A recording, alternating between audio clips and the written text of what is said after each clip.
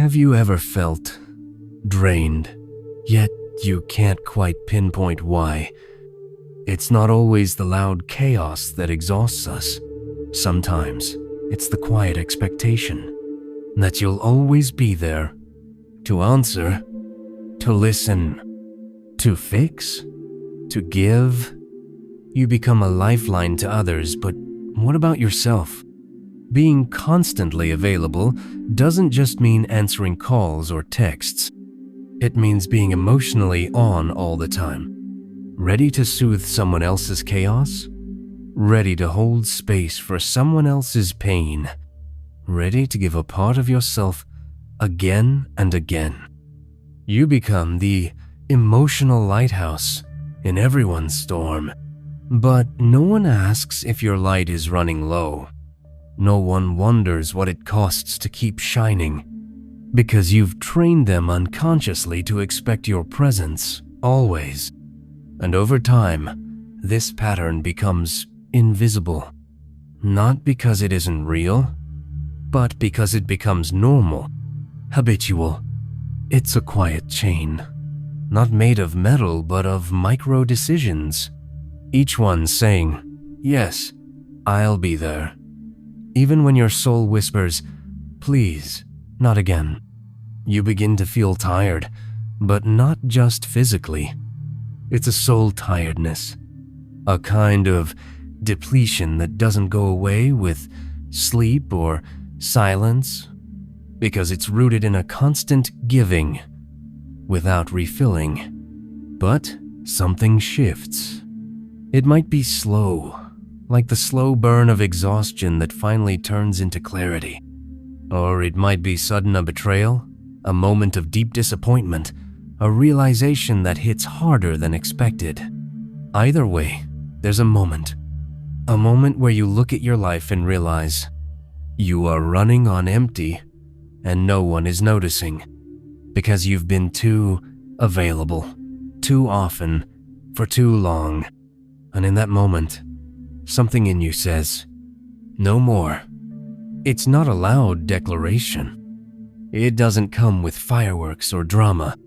It's quiet, still, but it's powerful. You begin to pull back, not out of bitterness, but out of necessity. You stop replying right away. You stop picking up every call. You stop sacrificing your peace to maintain the illusion that you're okay.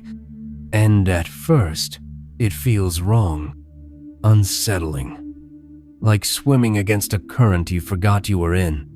You feel guilty, anxious, like you're breaking a contract you never signed, but always honored. This is the turning point, the beginning of the unraveling, when you finally decide to stop being so available. And that one decision, it changes everything. When you stop being available, it doesn't go unnoticed.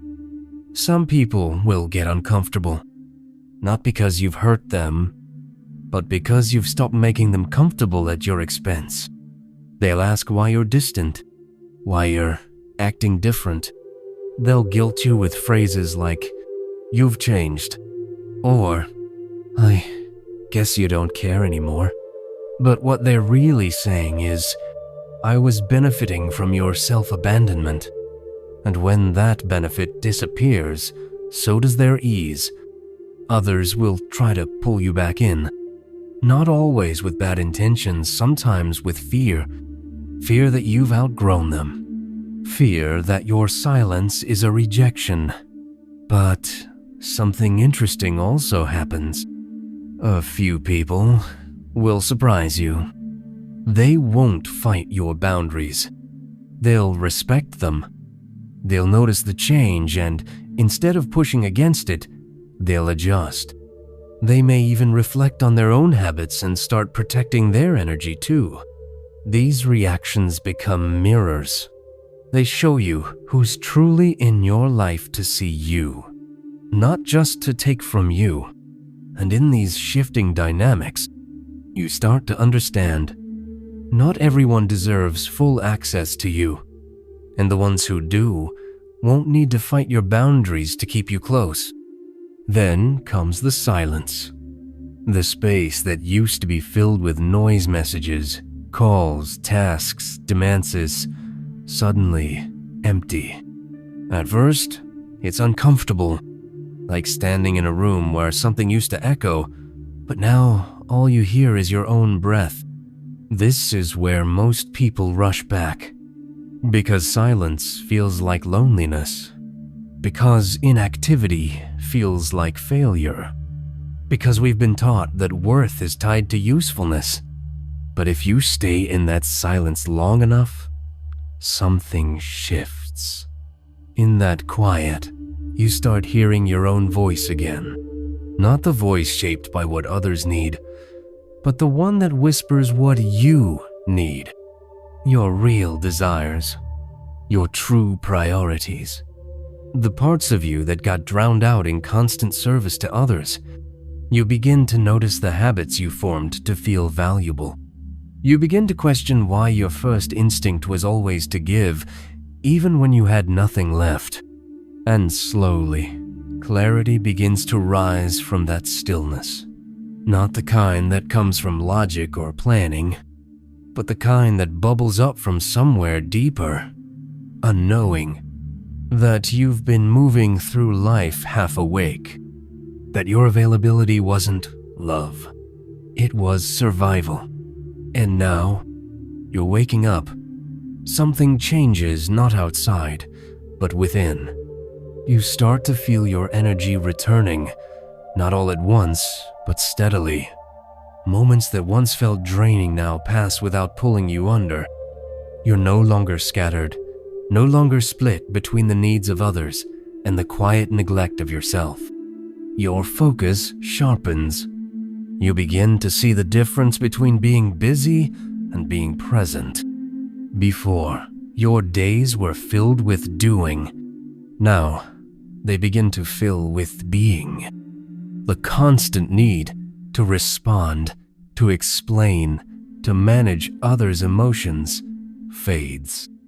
You reclaim time. You reclaim your mind.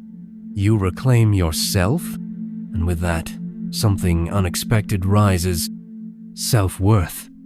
Not the performative kind that relies on applause or approval, but a grounded, quiet sense of enoughness.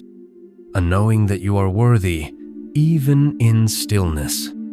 Even when unavailable, you no longer feel compelled to prove your value through sacrifice. You understand that your presence is sacred, and you become intentional with where, how, and with whom you share it. This is the rebirth, not into someone new, but into who you were before the world told you to be endlessly accessible. And now, the bigger picture comes into view, because when you stop being available, you're not just saying no to others, you're finally saying yes to yourself. You're choosing alignment over obligation, presence over performance, truth over approval.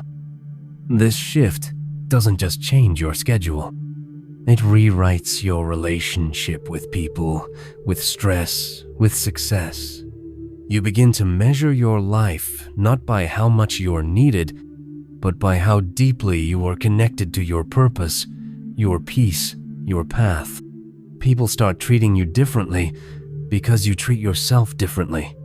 Your time holds more value. Your words carry more weight. Your silence even speaks. You're no longer a resource to be used up. You become a force defined by intention, guided by inner clarity. And that's the paradox. In becoming less available, you become more powerful, more rooted, more alive, more you. This is the awakening. The moment you realize you were never meant to be everywhere for everyone. You were meant to be fully somewhere, with yourself, in your truth, awake. So if something inside you has been whispering to pull back, to stop giving so much of yourself away, to become less available, listen. That whisper is your truth trying to rise through the noise. And when you honor it, your entire reality begins to shift. Not because the world changes, but because you do. You stop chasing connection and start cultivating it. You stop performing and start living. You stop surviving and start awakening. So ask yourself, what would happen if today you stopped being so available? Not out of spite, not out of fear, but out of love for the version of you that's been waiting to finally take up space. Because everything changes when you do. If this message spoke to you, share it. Someone else might be stuck in the same pattern, waiting for permission to break free. And if you're ready to explore more videos like this, subscribe.